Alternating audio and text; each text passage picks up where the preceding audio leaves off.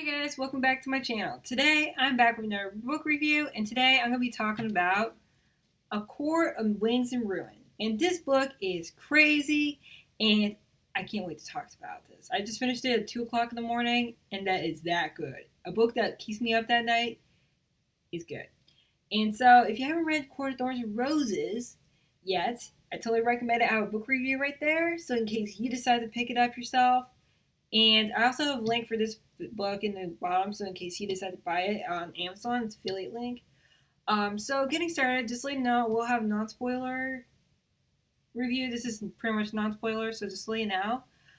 So getting started, this book is really intense. It's crazy.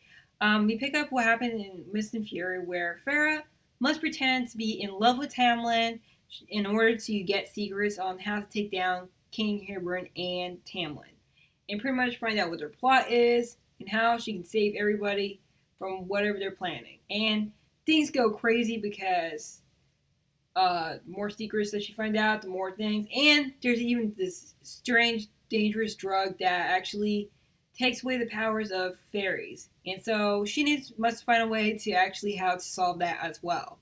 And crazy stuff happens. And not only that, you also get a little bit more of the fairy world. That's pretty much what I got there. So far, my feelings about this whole book, I was like, oh my god, this is like a roller coaster ride. I don't want this to stop. I had so much fun. There's so much action, some awesome fighting scenes, because I love that in a fantasy world, because you get your swords in, you also get your favorite characters in. It's just crazy. And Tamlin, you're just unraveling. You're just a hot mess. And Farrah, she came so long away from where she was in the Court of Thorns and Roses, and including all the trauma that she had to deal with in the second book, she came back in this book stronger than ever, and not willing to back down from anybody. She's not letting anybody get away with anything. She's not like, you can't stand in my way. And she's pretty much like, yes. And not only Grayson, he's pretty much like crazy. But anyway, it's just like crazy stuff. And I like the fact that in this world, it keeps on getting better. Because like in the second book, you were introducing the whole rest of the world of the fairy world. But this book even like gives you another side of it as well. So you still building and so on. And I actually enjoy that. And there are some parts that I really would have liked to see a little bit more, like maybe different points of views of some of the characters that are rarely in the book, and so I would like to see that side, but oh well. So now I talked about the whole non-spoiler version, so now getting ready. If you haven't read the book, leave, because I'm going to be spoiling as I please. So, and for anybody who has read it, let's join. So getting started, I pretty much really enjoyed it from the beginning to the end, and it was just like so much of like a roller coaster ride. It was a bottle of emotions. Oh my god. Starting off with the first part of the book, I actually was kind of like worried about like how the book is going to be, because I thought it would be like more like all about Farrah being trapped in the palace with Tamlin the whole time, and I wasn't sure how far she was going to go, and will she have to like sleep with him or something like that. But thankfully, they were in separate rooms, and it was barely any touching. So I was like, yes, God, thank God, because it was like, after Tamlin and everything, you pretty much don't want to be dealing with that guy. He's like a hot mess even ever, and still controlling. And I can't believe how horrible he has been doing. I mean, I know he's not a bad person. At least I don't think he is. But at the same time, he doesn't see within his own what's going on in this world, that how he's sacrificing his whole court over this thing just to keep her around. And I'm like, how is this going to keep her around? I mean, why can't he just be a normal guy, just give her flowers and that's it? But no, he's pretty much selling out pretty much to King Hybern, and he's evil. So I'm like, and so like Farrah, I like the way that how she is right now, and how she came so much throughout the whole other books, and now she's like very tough, and you can't push her around in any way. Or two, she is pretty much stuck with Tamlin and stuff. She has to pretend to be in love with him, but at the same time, she doesn't let anybody push her around, and I like that.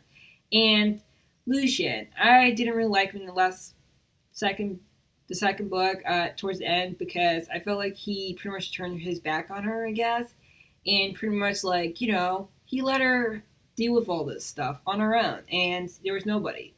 But I also like the fact that like throughout the book, one of the things that stood out to me was like when Farrah was like trying to stick up to for her people to Tamlin and like yeah, I'm telling you how it is. Like Antha is a bitch and you need to protect my people, and he's like, no, this is how things are. But then Lucian pretty much sticks up for her and pretty much sticks up for the people as well. And I was like, you go, Lucian. Now that's what I want to see. You're starting to open your eyes about how bad Tamlin is and how much he's messing things up. And also, not to mention, it was heartbroken to see Tamlin be okay with his people being punished by Anthe or something like that, just because of the whole twin situation and so on. And I can't believe that he was okay with that. And I was like, why? Come on, they trusted you. You trusted them for how long? How many centuries? And yeah, you are pretty much throwing them under the rug for everything. And they didn't deserve that. And so I also like the part with like because like these twins and also Anthe was bothering me so much. As soon as when Lucian and Farrah was trying to escape, I was like, yes, you killed those twins. And also I like the fact like Lucian being shocked by this whole situation. It was like, where did Farrah really go? Where did you put her? I mean, what happened to her? And he did not expect that she knew how to fight savagely. So, she knows how to be a warrior. So, and I was like, you go, girl. You pretty much gave them what they asked for because they killed those innocent, cursed spirits or whatever they are, sisterhood or monastery-ish type of thing. Irritated those type of people are kind of annoying, but, they didn't deserve to be eaten or whatever, but I was like, yes. And then I like the fact that he actually crushed her hand because I was like, yes, she deserves it. And I'm like, at least it's better than being killed in your sleep because when Farrah was in the tent, like sharpening her knife, her sword, and it was like, ding, ding, ding, I'm gonna kill you. I was like, yeah. And I was like, how do you sleep at night right next to that? But anyway. But then again, Anthe is not really the smartest person in the book anyway, so oh well. And so with the whole Apple situation, when Farrah and Lucian was left hopeless without the powers, they had to be like normal people and just rely on their strength and their fighting skills. And that was like, oh my god, what are you gonna do now? You can't call Rysons. But at the same time, they did like hack it as much as they can throughout the whole thing, battling his brothers and so on. But then suddenly they were kind of like outnumbered in some way in the Winter Court. But it was like one of my favorite moments when Cashin, Asriel showed up and they were ready on the scene, fighting and saving them. I was like, yes, this is what I'm talking about. This is what I'm talking about. And then after that, they went to the townhouse, and then when Grayson showed up, I was also even happier because I miss Grayson because he's awesome, and not to mention they were pretty much out of contact for a while. So yes, and then it got really steamy, but I can't complain about that. So though the book did have a lot more. Sarah did kick up the game with the steaminess. So, but I can't complain as much. Unless you're not into that kind of thing. So, but I was like, yeah. But then, when Lucian was actually, is also one of my other favorite scenes, like, when Lucian was pretty much giving those judgment stares, like, he was, like, looking at Farrah and Grayson together, and he was like, your mate, and so on, and then, but when Grayson told him off, and was like, yeah, don't judge my wife. Don't ever look at that in my house. If you continue this way, I'm going to kick you out, I'm going to rip you out your throat, and so on. And yeah, and I'm not going to care, yeah. And so I was like, yeah, you go, Rysand, yeah. Because you two, Lucian can pretend that he's all innocent in all this. He is pretty much as much as to blame for everything as Tamlin, and they pretty much both screwed up, okay? They're the ones who screwed up, and Farrah, it's not like she cheated, okay? She dumped them, okay? She dumped them and left him, and if Tamlin treated her with respect, then he would have had her. But, no. And, they have no one else to blame but themselves. And Farrah pretty much, it's not like she was his property in any way. So, yeah, but anyway, yes. So now on to the sisters, Elaine and, or is it Elaine? Or Elaine? Elaine and Nesta. I was actually really sad, like, how things end up for them because they didn't choose to join this world, and they pretty much had to deal with a heartache and pretty much the trauma of what happened. And from Elaine, who's pretty much hardly speaks or anything, to the point where she's like pretty much like just crying every single day and so on, pretty much extremely out of it. And then Nesta pretty much was still like cold as usual, but even more cold as ice. And so she was like has no emotion, but just a horrible person, I guess. She's just mean. And pretty much throughout the book, I was like wishing that she would smile more often, but at least she'll have like those glimmers of hope type thing. And I like the fact that like how her interaction with Cassian. I mean, I'm actually shipping those two in some way, but I'm also not sure if she would actually be shipped out with Amryn for some reason. But I pretty much like want to ship. I actually want her with Cassian throughout the whole book. So I was like, come on, some glimmer of hope, some glimmer. And so getting started also, for the whole situation with the whole attack that happens, to the summer court, I was like, oh my god, this thing is happening, and there's Hebron army people are everywhere, and it's also Farrah's first ever battles, kind of like type of thing. So I'm like, yeah, even though you can fight two people, I guess, at once, I guess. But you never fought like this in this kind of war situation. You never been in a war, and everybody else has the scars and everything. And but she did what she can do, and she pretty much hacked it through there. And I like the part where she actually unleashed one of her powers that Moore didn't know she had, and she was like, "Remind me not to mess with you, to make you piss you off." And for the library, I was like kind of like happy that like Grayson did this really awesome thing for the priestess, because they were kind of like dealing with their own trauma in their life, and they had like a horrible past, and they had nowhere else to go, and he actually gave them a home. But then those Raven people ruined it for them, and I was like, Urgh. Yeah. But then and also that creepy thing that's hiding in their stairs, like in the library. I mean, this is why you don't go down to dark corners of the library. I mean, I love going to libraries, but if there's like a dark, extremely dark area, I'm not gonna go there. Unless if that's where the YA section is. But must be where all the secretive books are. But anyway, did that whole thing, that thing was creepy. Briarex, I think that's what her name is. And then those Raven people. And I was like, oh my god, what's going to happen? But then Ryson showed up. And then when Ryson showed up and Cassian, I was like, oh my god, they're back. But Ryson was like, crazy, like he's mad. And I was like, but at the same time, he's like, no one messes with my women, so no one messes with my wife. So I was like happy that he's doing that thing, but at the same time I was like sad because he had to deal with this thing of trying, like he can't pay attention to everybody at all the time he wants, and the whole situation was like crazy. And now for the Kieran confrontation with Moore and stuff, and I was like, how's Moore gonna deal with this guy? Because he is not the best father in any way, and not gonna be a good thing. And then it's not good.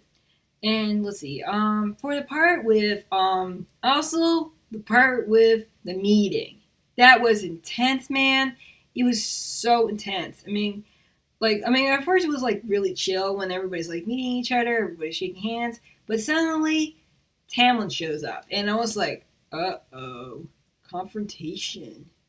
And this is like kind of like the worst situation. Like, I mean, it's already awkward meeting with the ex, but running into the ex in this way with like fire, rage, Tamlin, he pretty much can never like control his emotions in any way, and he was already crazy, but this one he's just pretty much just pathetically crazy, heartbroken, and just pretty much like a mess. Okay, I mean, he probably, come on, he's like dressed sloppily. That's pretty much like somebody who needs more sleeping, maybe like some drinks or something. But no, he's like, ugh. And which actually makes it more of like it was like a horrible, ugly showdown of words, and it's pretty much like a soap opera, worse. And but at the same time, it's also kind of funny because the High Lords were like, "Can we get started already? I mean, why are you here, Tamlin? Why are you here? Are you here to cause drama? We're not here for this. I don't have time for this. We have to prepare for a war, and you know, and also like Heliorn has many women that he needs to tend to, and yeah. So, but it was just really ugly, and not to mention many confessions happening, and Grayson had to confront his own past and stuff, and secrets that he didn't want to talk about, and it was just not pretty. But at least good things happened. At least they all were all included in the whole situation. They all joined in the war, and it was some things were good, but the whole situation with the confrontation, yeah, it's like it was heated. So it's like, yeah. But then Nesta did a really good job. I liked her when she like stuck up to him, and also Azriel pretty much kicking Eris butt out. It was like, yes, you fought for Moore's honor, so you're so good. And I'll be talking about those two eventually. But let's see. Moore sleeping with Helium was like bad taste, I guess. Was like, ugh, what would you want to do with him? He pretty much wants to like force them with all of them, and I don't know. But yeah. So getting started with also the battle scene. The first major battle was crazy, also because like at the same time it was also Farrah and Nesta's pretty much first ever battle, and they'd never been to war before, but it was just crazy because there were soldiers everywhere, there's blood everywhere, and not to mention Hayburn shows up on the ship, I guess, like his holographic self, and into like like pretty much like getting into Ryson's head and everybody. It was like intense, man. It was like intense. And then, let's see, and not to mention, Farrah, out of all of it, also disappears. Was it this one? No, it was like another battle. But in the other battle, when she disappears to go see the Weaver, I was like, why would you go see the Weaver? Why would you see the Weaver? She's crazy. She's like, she's gonna eat you. But then Ianthe shows up, but at least justice was served for Ianthe. So, I mean, there was better way. But, the fact that she showed up and also that whole, the Suriel was really sad because, year two wasn't sure about him when he showed up again. But at the same time, he didn't deserve to didn't deserve to die like this. To wither away and so on. But luckily, Helion was there to save her. So, everything. And then, the whole fight with Moore. It was like kind of heartbreaking too because they're like the best of friends to the point they're like sisters. I guess the sister that she wished she had. I guess that would have been awesome. And then so now they're in a fight and everything. And then to make matters worse, oh yeah, and don't forget. Let me get started with the Bone Carver. He's just some creepy little thing. I don't know what to deal with him. So he's crazy. But anyway, like to deal with the whole situation, now things get worse, especially in the second battle when Elaine gets kidnapped, and so now Farrah has to find a way to get her out of there, out of Hebron's camp, and that was crazy. But then suddenly, when out of all the situation, not to mention Jurian, who pretty much turns out to be a good guy. I had a feeling that he was going to be a good guy, but then Tamlin pretty much is helping Farrah. I was like, he's good. He's good. He's a good guy. He's one of the good ones. And I didn't expect this. We didn't expect he would be like this. We thought he was joining the army because he's just pathetic. But I'm like, at least Sarah did that for him because at least we had like some good thing about him that pulled out of it. So it's like that shining light of title that there's like some hope for him, I guess. And so I was like, yeah, I mean, at first I thought he was going to die, but he didn't die. So it was like, okay. But anyway, the whole situation. And then Farrah flying. And then, yeah, it was crazy. Oh, yeah. And then, let's see. Nesta. Whenever, like, when Cashin gets injured or something like that, you see at Nesta's eyes spark up, I guess, and so I was like, you love him, so you have a thing for him, so you do. I'm totally shipping you guys. I mean, hopefully something will happen. And then like, so let's see, more making her confession about like how she likes women. I actually felt very sad because she missed out on that one true love that she loved, but she was too late. And then all the whole thing, and then also with Azriel, I'm also like a little disappointed because there was shipping those two, but at the same time, at least I was happy for her to actually come out finally and actually be honest about who she was, which actually also helped explain everything why they took so long to get together or anything, because now she had a good reason. And so I was like, wow, so you had to hide this whole secret for centuries, and it was just sad. So, but let's see. And then Grayson, is it Grayson or Grisham? Elaine's ex, I guess. He is a piece of work, man. He's a piece of work. I thought Tamlin and everybody else was horrible, but he is horrible. The way he treated Elaine, who's pretty much just like already traumatized and already broken as it is. And then so the way he dumps her, he's like, I want my ring back. We'll never get married. And then Nesta, out of all the bloom, like punched him in the face. It was like, yes, yes. And let's see. Well, now also one of my other favorite parts was like the battle scene, the final battle scene that happens when everybody showed up to the party because all hope was lost, and not to mention all our creepy creatures like Bone Carver dies, which was very sad. I didn't want him to die. He was creepy, but you know, I wanted him to stay until at least the next books or something. And let's see, Briarax, and then there's the Weaver. But then suddenly, Tamlin's army came, Tarquin, everybody showed up. I was like, yay! Everybody showed up for the army. And then also, we also got Marianne and Dracon showed up, which was also cool. And then also Jurian showed up. And then suddenly, Lucian and his army showed up, and the dad showed up. And I was like, now we got it, you know, we got the party. So, and then it was like crazy. And then suddenly things turned to the worst when, which was horrible, when Harry killed the dad. I mean, I was like, oh my god, you killed him in the worst way. But then Nesta gets pissed off, and he got what he deserved. So it's like, that's the best way to die. He got what he deserved. And let's see, for Amryn doing the whole lie thing, I was like, why, man, why did that happen? But at least she had a good reason in some way, and they pretty much destroyed the cauldron and everything. But then, Grayson dies. Grayson dies, and it was like, no, why did he have to die? But then he came back to life. Somebody, I mean, though I did not explain anything, I don't know how he came back to life. Probably because of Amryn's sacrifice, I guess. But which made me happy. I was like, Sarah, why'd you do this to me? You fooled me there, but why? But luckily, things go well. So, and lastly, yeah, so everything was going well and everything. So I really enjoyed this book, and Amryn pretty much like becoming a 5-fit, which was like kind of like icing on the cake. So it was really cool. I pretty much really enjoyed this book. Hopefully you guys did. And though I did have like one little issue though, because I would have liked to see Lucian's point of view, like where he went throughout his whole journey. But hopefully that actually happens in a book or something, like maybe a novella, because I would have liked to see that side. So hopefully that happens. So hopefully you enjoy this video and including this whole book review. I know it was like really long, but there's so much in this book. So hopefully you enjoy this, and do stay tuned for more book reviews and book recommendations, because I have so much stuff coming out this month, including I'll be reading a Harry Potter book. So until next time, keep on reading.